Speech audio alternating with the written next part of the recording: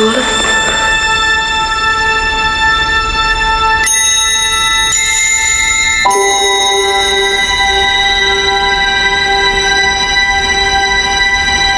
Two men, two clocks. One counts heartbeats, the other measures shadows. Steven Spielberg builds light like a lifesaver. Stanley Kubrick sculpts distance like a blade.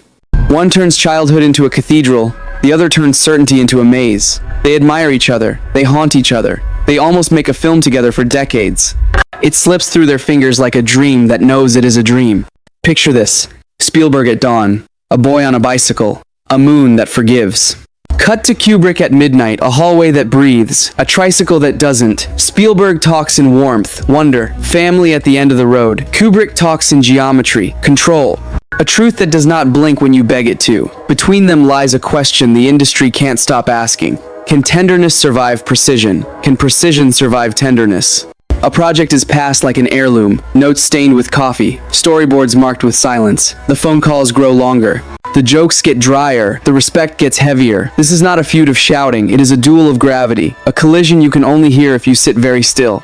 The boy who wants to be loved meets the man who wants to be obeyed. When the curtain finally lifts, whose vision walks out alive? And what does it cost to carry someone else's ghost?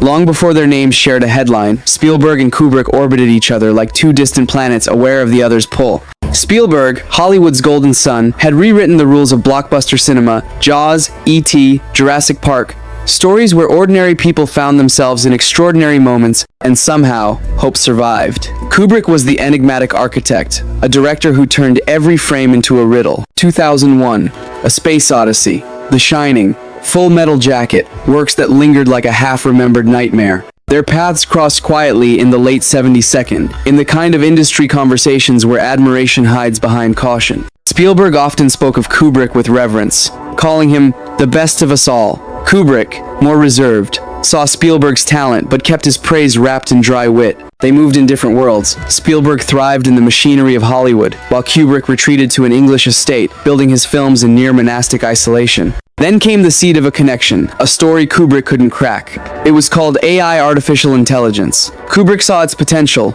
but technology and perhaps temperament stood in the way. Spielberg became the unlikely custodian of the dream. For over a decade, the idea drifted between them, picking up notes, sketches, and questions. Could Spielberg's sentimentality merge with Kubrick's cold precision?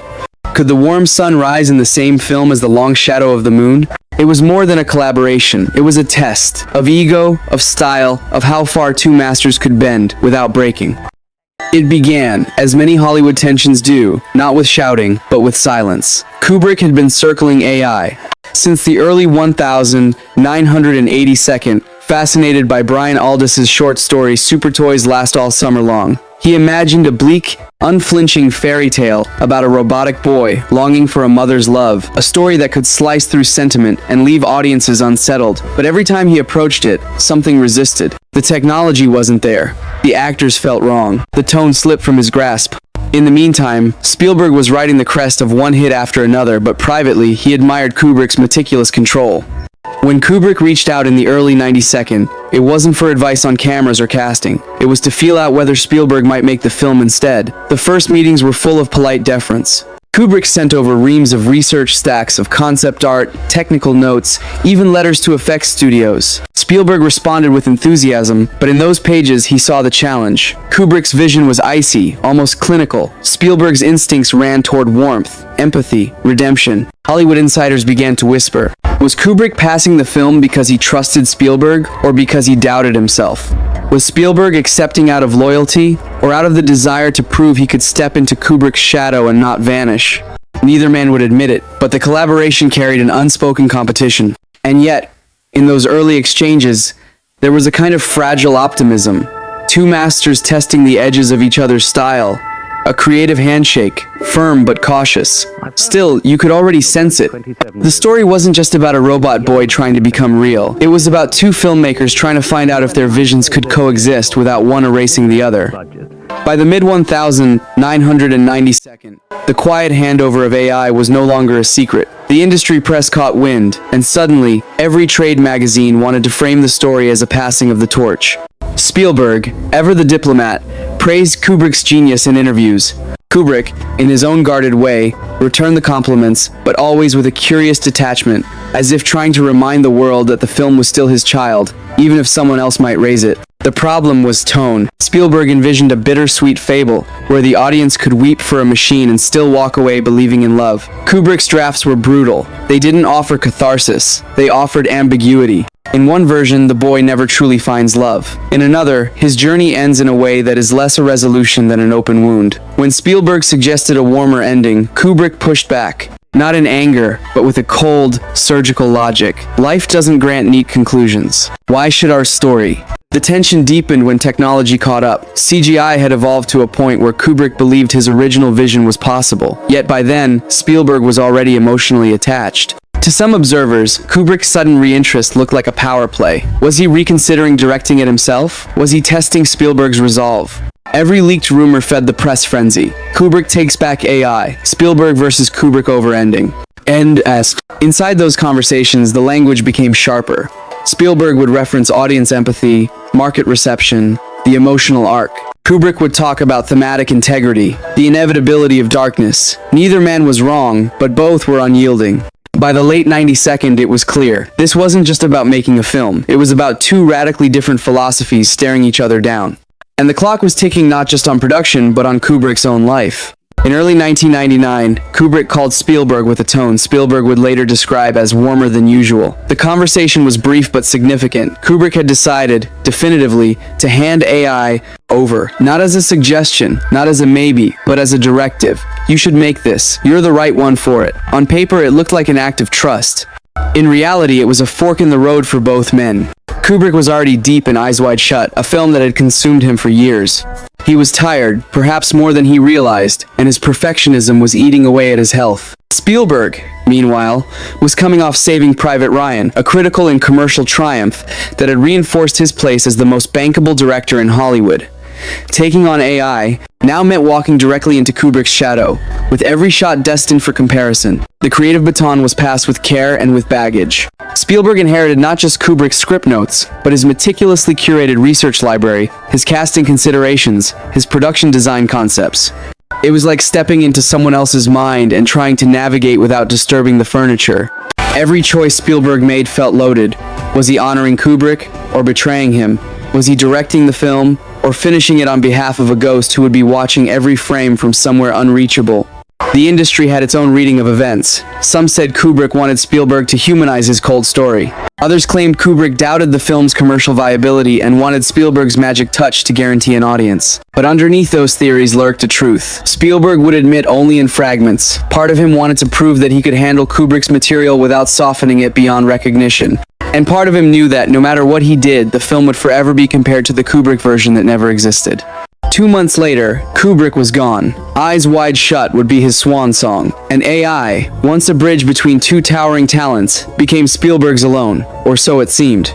When AI artificial intelligence finally premiered in 2001, it didn't land as the triumphant hybrid the world expected. Critics were split right down the middle. Some saw it as a masterpiece, others as a tonal Frankenstein, half Kubrick ice and half Spielberg sugar. Audiences were confused, unsure whether to feel uplifted or quietly devastated. The film made money, but it didn't live the way E.T. or 2001 had lived in culture. Spielberg, in interviews, defended every choice. He claimed he'd stayed remarkably faithful to Kubrick's vision, even down to the bleaker stretches of the story. But Kubrick's closest collaborators whispered otherwise, that Spielberg had tilted the ending toward sentiment, adding a 20-minute epilogue where the boy's longing is, at last, met with a facsimile of love. To Kubrick's purists, it was heresy.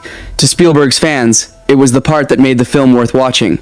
Over the years, Spielberg tried to position AI not as a collaboration, but as an inheritance, something he had been entrusted with, rather than something he had taken over. He spoke of long conversations with Kubrick, of pages of notes where their ideas overlapped, but the public image was harder to repair. The film had become a Rorschach test. Fans of Kubrick saw Spielberg's fingerprints everywhere. Fans of Spielberg saw Kubrick's shadow muting the warmth. And yet, something surprising happened.